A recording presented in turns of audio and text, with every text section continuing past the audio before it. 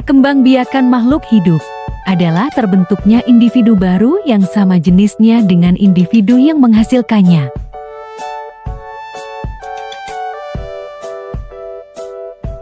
Perkembangbiakan hewan dibagi menjadi dua. Pertama, generatif, kedua, vegetatif. Generatif dibagi menjadi tiga. Pertama, ovipar bertelur. Kedua, vivipar melahirkan. Ketiga, ovovivipar bertelur dan melahirkan.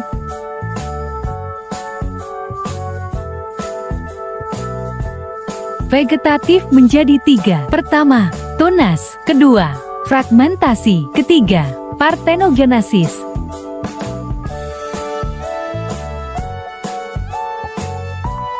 Perkembangbiakan tumbuhan sama dengan hewan, tumbuhan juga memiliki dua cara perkembangbiakan dengan cara generatif dan vegetatif.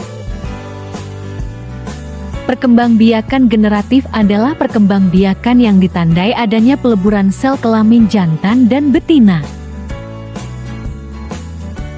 Pada tumbuhan, perkembangbiakan ini bisa dibantu oleh angin, hewan, air, dan manusia.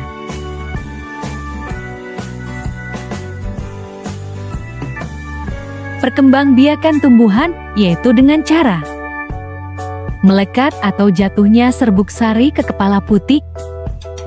Serbuk sari adalah sel kelamin jantan dan kepala putik adalah sel kelamin betina.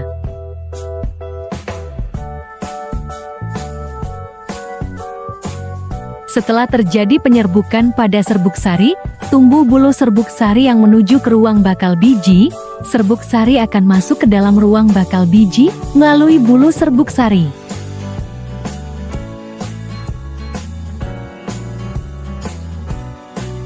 Di dalam ruang bakal biji, terjadi pembuahan, yaitu peleburan serbuk sari dengan kepala putik. Hasil dari pembuahan adalah zigot. Zigot berkembang menjadi lembaga. Lembaga berkembang menjadi bakal biji. Bakal biji berkembang menjadi bakal buah. Bakal buah berkembang menjadi buah.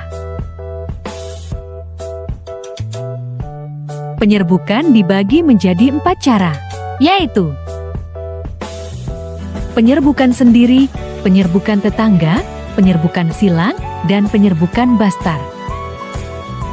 Penyerbukan sendiri terjadi bila serbuk sari dari satu bunga jatuh ke kepala putik bunga itu sendiri.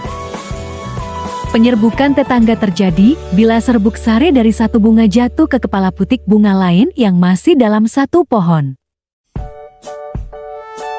Penyerbukan silang terjadi bila serbuk sari dari satu bunga jatuh ke kepala putik bunga lain yang tidak satu pohon, tetapi masih satu jenis. Penyerbukan bastar terjadi bila serbuk sari dari satu bunga jatuh ke kepala putik bunga lain yang sejenis, tetapi berbeda varietas. Perkembangbiakan tumbuhan secara vegetatif. Vegetatif dibagi menjadi dua, yaitu pertama, vegetatif alami. Kedua, vegetatif buatan. Vegetatif alami merupakan perkembangbiakan tumbuhan tanpa melibatkan bantuan manusia. Vegetatif alami ada 5, yaitu pertama, tunas. Kedua, akar tinggal. Ketiga, umbi. Keempat, geragih stolan.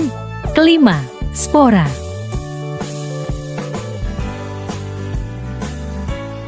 Vegetatif buatan dilakukan oleh manusia. Hal demikian dilakukan untuk memperoleh tanaman baru yang memiliki sifat seperti tanaman induknya, atau bahkan lebih baik lagi.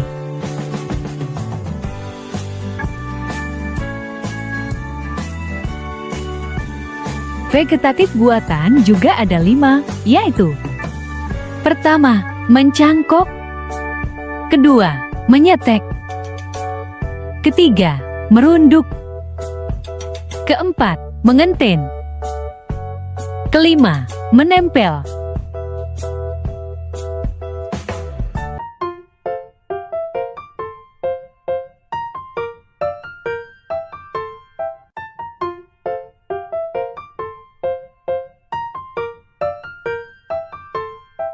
Voila, check over me, into the job.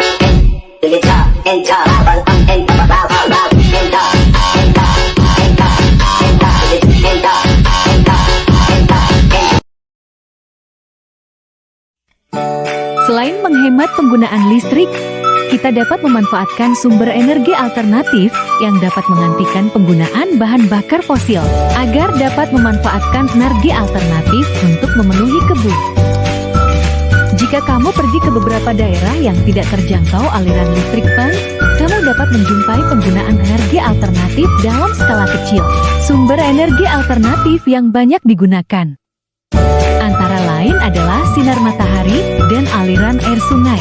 Beberapa negara maju saat ini juga telah mengembangkan penggunaan energi alternatif seperti menggunakan panel surya sebagai atap rumah. Sehingga kebutuhan energi listrik di dalam rumah dapat dipenuhi dari listrik yang dihasilkan alat tersebut. Dengan adanya pembangkit listrik dari energi alternatif, diharapkan dapat memenuhi kebutuhan energi listrik manusia yang semakin meningkat di masa mendatang. Pegunungan, pembangkit listrik alternatif juga dapat mengurangi pencemaran lingkungan yang diakibatkan penggunaan bahan bakar fosil secara terus-menerus. Manfaat energi listrik bagi kehidupan manusia, bagaimana tidak? Energi listrik berfungsi untuk menggerakkan alat-alat elektronik seperti kulkas, lampu, mesin cuci, setrika, kipas angin, dan lain-lain. Bagi kehidupan manusia, energi listrik dapat menghasilkan sumber panas yang berguna bagi kelangsungan hidup. Memanfaatkan arus listrik, misalnya televisi yang kamu tonton, kulkas untuk menyimpan, makan, sampai dengan kendaraan bertenaga listrik. Dalam hal ini, listrik sudah terbukti memiliki jasa yang besar dalam kehidupan. Bisa dikatakan, manusia tidak dapat hidup barang sedetik pun tanpanya. Salah satu contohnya, rumah menjadi terang sewaktu malam dengan adanya listrik. Namun, bukan hanya sebagai sumber penerangan saja, ada banyak pengaplikasian listrik lainnya yang mempermudahkan. Sebelum melihat lebih jauh tentang manfaat listrik dalam kehidupan sehari-hari, kamu perlu tahu tentang apa itu listrik terlebih dahulu. Listrik adalah hal yang merujuk pada aliran proton dan elektron yang membaur pada konduktor di sebuah rangkaian. Ketika kedua komponen tersebut membaur, gesekan mungkin terjadi sehingga terciptalah cahaya maupun panas. Listrik sebenarnya sudah dikenal sejak dulu, di mana penemuan pertamanya diprakarsai oleh Thales, seorang cendekiawan dari Yunani. Namun nama Michael Faraday lah yang paling populer dikarenakan andilnya dalam meneliti elektromagnetik. Dari penelitiannya tersebut, lantas terciptalah generator listrik yang paling pertama.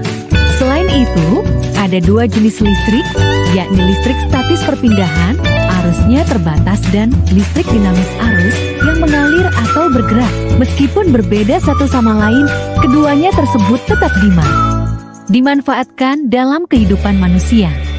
Nah, berikut penjelasan selengkapnya dari manfaat listrik dalam kehidupan sehari-hari. Pertama, manfaat listrik sebagai sumber energi. Pixabay Black Pixel. Manfaat listrik pada kehidupan sehari-hari yang pertama adalah sebagai sumber energi. Tentu saja, semua barang-barang elektronik, meliputi TV, kulkas, mesin cuci, AC, komputer, dan lain-lain, hanya bisa bekerja dengan adanya aliran listrik. Sebagai sumber energi, listrik pastinya tidak muncul begitu saja. Energi listrik umumnya diperoleh dari batu bara, nuklir, maupun minyak. Namun, karena sumber-sumber tersebut tidak dapat diperbaharui dan akan habis suatu saat nanti, manusia pun beralih ke sumber yang alami dan lebih ramah lingkungan. Contohnya adalah memanfaatkan tenaga angin, gelombang air, sinar matahari, dan sampah biomass. Kedua, manfaat listrik sebagai sumber penerangan. Pixabay Safe selain sebagai sumber energi, listrik juga dapat diubah menjadi energi cahaya sebagai sumber penerangan. Sebab, lampu yang ada di rumahmu perlu aliran listrik untuk dapat menyala. Dengan adanya listrik, malam hari tidak menjadi gelap gulita lagi. Kamu juga tidak perlu menghidupkan lampu semprong ataupun lilin yang hanya dapat bertahan sementara.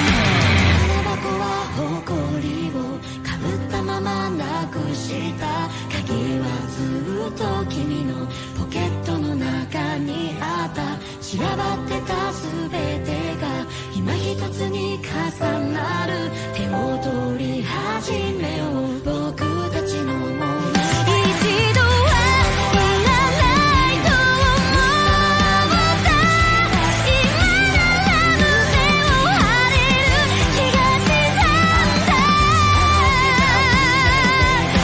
しくて一つに重なる掛け声はいつも一斉ので声を上げて一斉ので声を上げて聞こえてくるんだ自分の影の長さに気づくもうこんな時間だ一等星が顔を出したもう独走で手を伸ばした次は僕についてきなよどんな暗闇でももう一回まだだよ泣きたくた声でもう一回まだだよ笑う君が見えたもう一回まだだよ幕は上がりだしたもう一回もういいよ色づけてくここから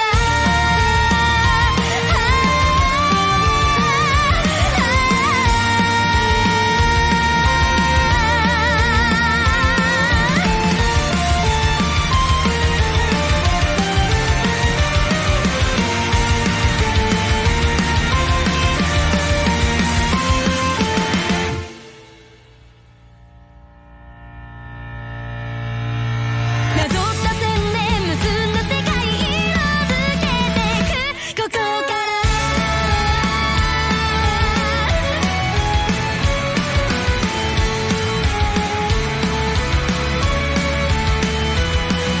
物心がつく頃すでにここにあった僕じゃない誰かの記憶は夕日と共に蘇る古ぼけた絵本を取り出して落書きの中に一つの答えを見つけた自分の価値に目を疑ってどこまでだって落ちてゆけるのどこか遠くに消えてしまいたいこんな世界じゃ僕はいらないカウントダウンは始まっているよ一斉ので声を上げて聞こえてくるんだ自分の影の長さに気づくもうこんな時間だ一等星が顔を出したそう独走で手を伸ばした次は僕についてきなよどんな暗闇でももう一回まだだよ幕は上がりだしたもう一回まだだよ色づけてくここから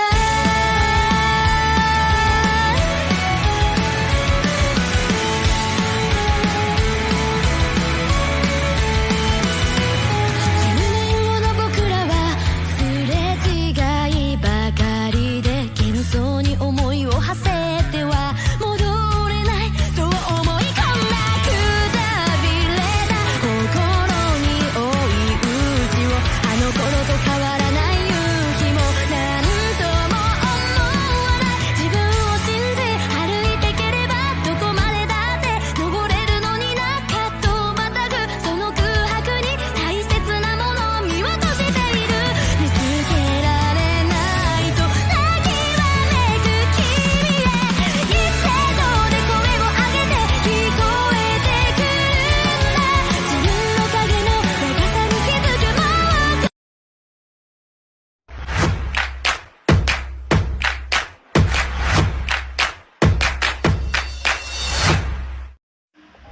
Gerhana. Bumi dan bulan adalah benda langit yang tidak memiliki cahaya sendiri. Jika bulan atau bumi terkena cahaya matahari, maka bagian belakang bulan atau bumi akan terbentuk bayangan karena ukuran matahari jauh lebih besar daripada ukuran bulan atau bumi. Maka terbentuk dua macam bayangan berbentuk kerucut, yaitu umbra dan pemumbra. Umbra dan pemumbra. Umbra atau bayangan inti adalah bayangan di bagian tengah yang sangat gelap. Pemumbra atau bayangan semu adalah bayangan samar-samar di sekeliling umbra.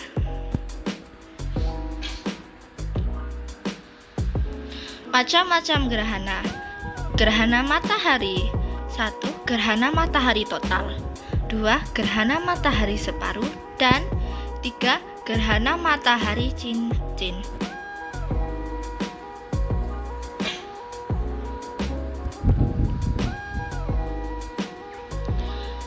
Gerhana bulan. 1. Gerhana bulan total. 2. Gerhana bulan separuh. Dan 3. Gerhana bulan cincin.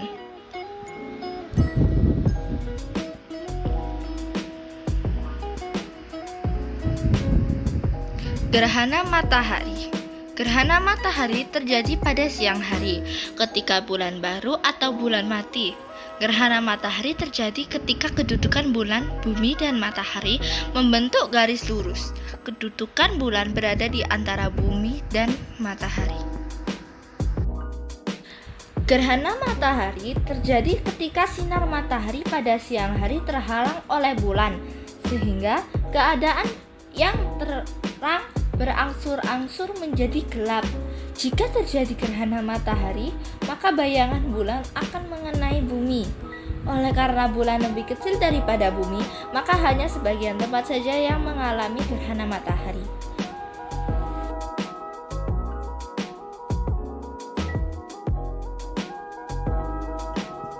Gerhana matahari total. Gerhana matahari total terjadi ketika matahari ditutup sepenuhnya oleh bulan.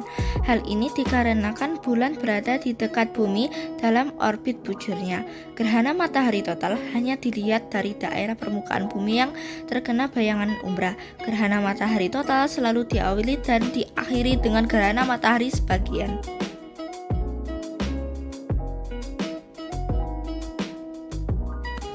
Gerhana matahari sebagian. Gerhana matahari ini terjadi apabila bulan hanya menutup sebagian dari matahari. Karena gerhana bulan sebagian terjadi di permukaan bumi yang terkena bayangan umbra.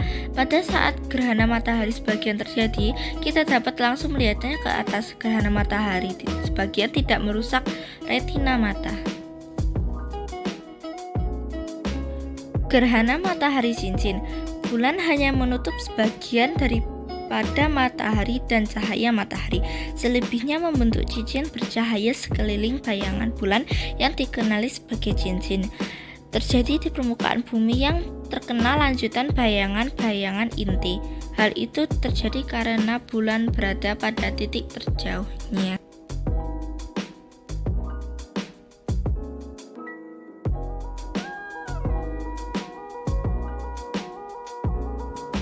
Gerhana bulan. Pada malam hari ketika bulan purnama, gerhana bulan terjadi ketika kedudukan bulan, bumi, dan matahari membentuk garis lurus. Kedudukan bumi berada di antara bulan dan matahari. Pada waktu gerhana bulan, cahaya matahari yang seharusnya diterima bulan terhalang bumi, sehingga bulan berada dalam bayang-bayangan bumi. Gerhana bulan total. Gerhana bulan total terjadi ketika seluruh bayangan umbra bumi jatuh menutupi bulan, sehingga matahari, bumi, dan bulan berada tepat di satu garis yang sama. Peristiwa ini hanya dapat berlangsung selama beberapa menit.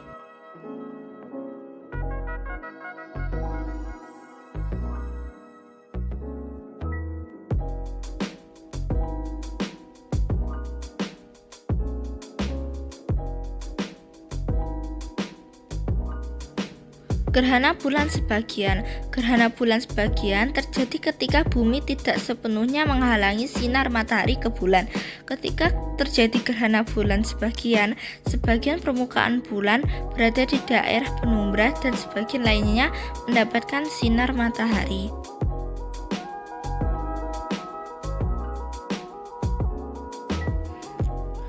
Gerhana bulan penumbra. Gerhana bulan penumbra terjadi ketika seluruh bagian bulan berada di bagian penumbra. Tidak seperti saat gerhana bulan total. Gerhana bulan penumbra masih menampakkan bulan meski dengan warna yang suram.